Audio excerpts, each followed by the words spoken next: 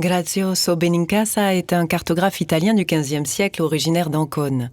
Ancien patron de navire, il mit à profit ses connaissances des techniques de navigation pour signer fièrement à Venise et à Rome entre 1461 et 1482 de nombreux atlas et cartes nautiques.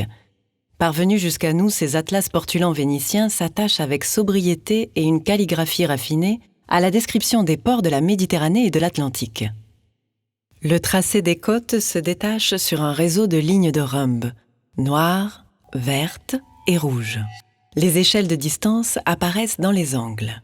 Avec une belle écriture très lisible, l'auteur a porté le long des côtes les principaux noms de ports et des mouillages, ainsi que les villes importantes en amont des fleuves en bleu, telles Rome, le long du Tibre. Le dessin est à la fois précis et très simplifié, stylisé jusqu'à la géométrisation des formes des caps et des golfes. Une attention extrême a été portée à la lisibilité des indications nautiques, les estuaires signalés par 2 traits parallèles, les points rouges pour les îlots et les bancs de sable, les croix noires pour les récifs. La taille des îles est exagérée par rapport à l'échelle générale de la carte, ce qui permet de mieux les identifier. L'archipel de la mer Égée semble ainsi saturé d'îles colorées et de toponymes. Aucune architecture, aucune bannière, aucun personnage sur ces cartes simples à l'extrême, mais un usage soigné des couleurs.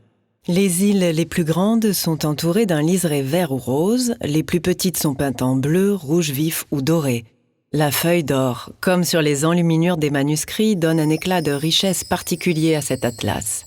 Certaines îles portent un blason héraldique tel la croix d'argent sur champ de gueules des chevaliers hospitaliers de Rhodes, alors que les armoiries de Gênes présentes sur certaines îles sont à l'inverse une croix rouge sur champ d'argent. Un tel ouvrage aux cartes stylisées et décorées n'était donc pas destiné aux marins à bord des navires, mais à des commanditaires de beaux manuscrits désirant avoir une vue d'ensemble des espaces maritimes. Cet atlas de Grazioso Benincasa consacre ainsi une double page aux îles de l'Atlantique.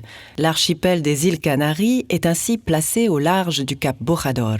Lanzarote, Forteventura, Isola de Inferno, Gomera, Isola de Palma, Isola del Ferro. L'archipel avait été exploré dès le XIVe siècle par une flotte comportant des marins génois. C'est pourquoi le cartographe a placé les couleurs des armes de Gênes sur l'île de Lanzarote. La croix de gueule était sur un champ d'argent qui a noirci avec le temps. En revanche, plus au nord, l'auteur de l'Atlas a placé les îles qui faisaient partie de l'imaginaire maritime de l'Europe médiévale.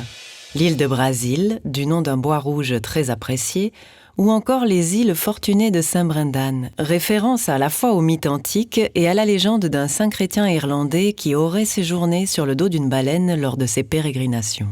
Les amateurs d'atlas nautiques aimaient trouver ainsi dans les œuvres des cartographes à la fois l'exactitude des rivages familiers et les hypothèses des espaces maritimes encore inexplorés.